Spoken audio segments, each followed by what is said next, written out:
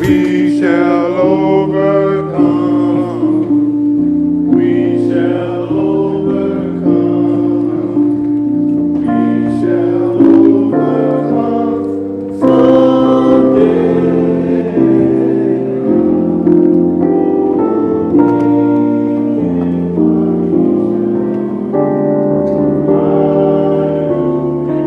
Men died in gun violence.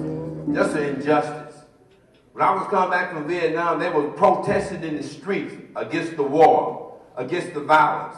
They was in Chicago, they was in Indianapolis, they was in D.C., by the hundreds of thousands saying we got to stop the war. We need to hit the streets of Indianapolis and tell these young men they got to stop killing one another. But that's an injustice. We got to bring them back to God, Pastor Webster.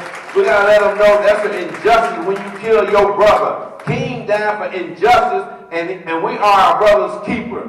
5,100 men and women die, African Americans, every year, injustice. We need to be in the streets, not about D.C., not about welfare, not about Republican, Democrat, but about our brothers and sisters killing one another. There's no history, there's no legacy here when they kill one. That's an injustice. God can make it. There's a God in the air. There's a God in Indianapolis, not in the air. I know who that God is. And he can bring us the Prince of Peace, can bring peace in the heart of these young men. I tell you, it upsets me. I'm a father of 6 sons. And so I care about them. I care about the other men that came out of Christian house, the young men. Injustice. 5,100 die a year, and we're sitting around here worrying about what? It is very unfortunate that on this day, as we focus on service and the contributions of these 2 great men who both focus on nonviolence as a vehicle for change, that on this day, in our city and in black neighborhoods across Indianapolis, and in black cities throughout this nation, and in black communities throughout this world, black on black violence and black on black crime, genocide is the tone of the day. On our own race, it is a disease that is decimating our community throughout the world and tearing our families apart. What I want to worry about most on this particular day and into the future is our children. Because so many of us know what this is about and lived through it.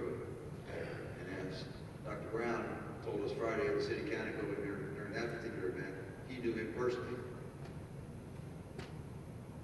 And I think that oral history has to continue. But right now, our children think this is a man from the history book.